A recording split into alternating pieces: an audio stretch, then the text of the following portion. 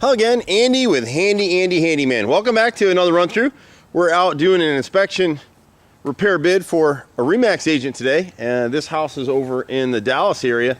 So we cover all over Metro Atlanta, and people are surprised at the depth of our coverage and how far we go. But a lot of our business is this kind of stuff.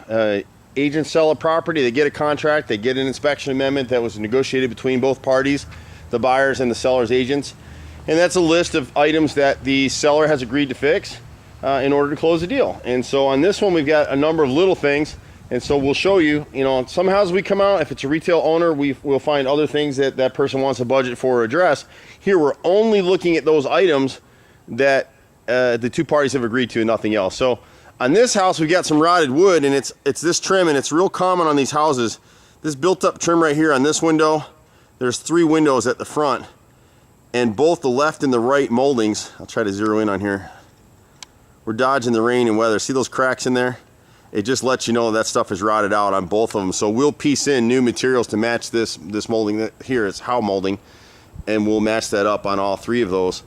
The difference is we'll back prime our wood. This wood was never back primed, and so when the caulk fails at the bottom and wood gets behind, water gets behind it, it rots the trim. And so we'll go ahead and repair those items.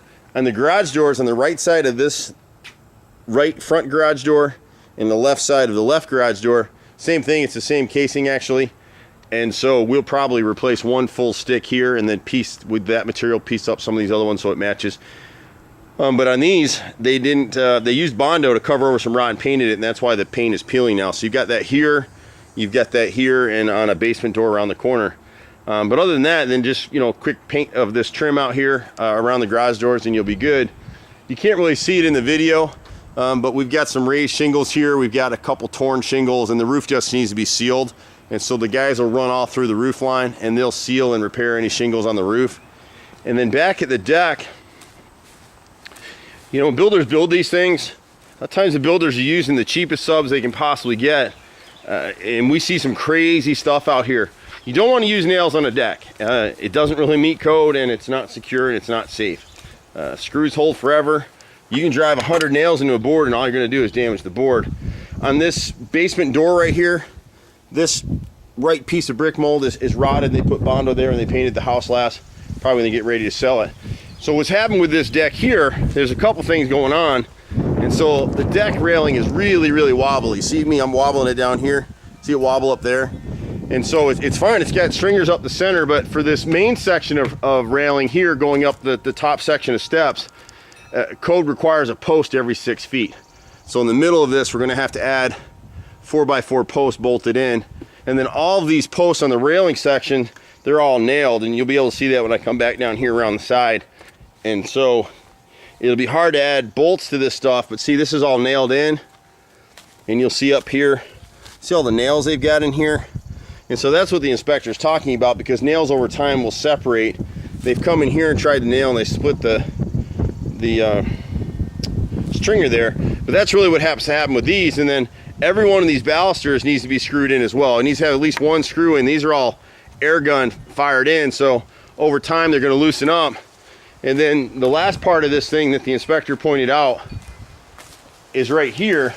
And at the back of this step, where the step hits the deck, we need to build a pressure treated place and drop another 4x6 post to support this corner.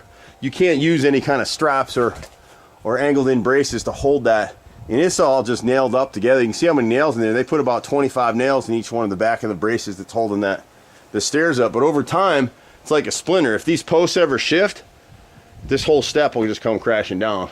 So we'll add some screws to these sections right here, and that will have met the requirement for this particular seller and buyer. And then we'll be happy to help them on their next home, or the buyer on this home, whatever y'all want to do. We pretty much do everything. We've been doing it for a good many years in Atlanta, about 25 years now.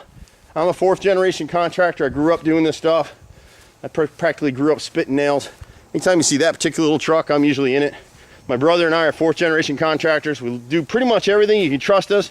Just be patient. It takes us a minute to make the round sometimes, but we'll be happy to help you any way that we can. You can find us at handyandyhome.com, like on the truck, or 770-912-2829. See you at the next house. Bye for now.